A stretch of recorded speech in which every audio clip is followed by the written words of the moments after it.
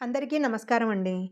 కొందరి వంటగది చాలా మురికిగా ఉంటుంది. వస్తువులన్నీ చుట్టూ వ్యాపించి అసహ్యంగా ఉంటాయి. పాత్రలన్నీ కూడా మురికిగా, తలకిందులుగా ఎలా అంటే అలా పెడుతూ ఉంటారు.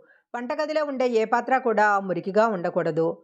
ముఖ్యంగా రాత్రి సమయంలో వంటగదిలో పాత్రలను తలకిందులుగా తప్పు దిశలో ఉంచే పొరపాటు ఎప్పుడూ చేయకూడదు. చాలామంది వ్యక్తులు కొన్ని పాత్రలను శుభ్రం చేస్తారు. కానీ వాటిని దూరంగా ఉంచుతారు. ఇలా చేయటం వల్ల అశుభ ఫలితాలు వస్తాయి.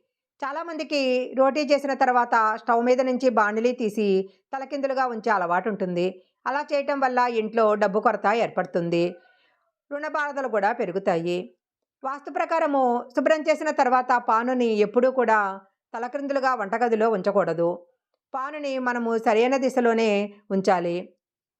మనము వాడిన పాన్ గానీ, బాండ్లీలు గానీ, పెనాలు గానీ ఎప్పుడూ కూడా వెంటనే కడిగేసుకొని శుభ్రంగా ఉంచుకోవాలి. వీటిని గనక తలకిందులుగా ఉంచినట్లయితే రాహుదోషం వస్తుంది.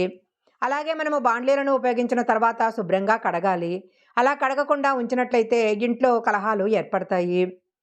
వంటగదిలో పడమర దిశలో ఎప్పుడూ పాత్రలను ఉంచటం మంచిది. ఇత్తడి, రాగి, ఉక్కు, కంచు పాత్రలను పడగదిలో ఎప్పుడూ ఉంచుకోకూడదు. ఇత్తడి, రాగి, ఉక్కు, కంచు పాత్రలను ఎప్పుడూ పడమర దిశలో ఉంచాలి. అంతేగాని ఇక ఏ దిశలో కూడా ఉంచకూడదు.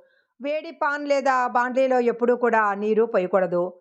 ఇలా చేయటం వల్ల విడుదలయ్యే ఆవిరి ఇంట్లోకి నెగటివ్ ఎనర్జీని తీసుకొస్తుంది.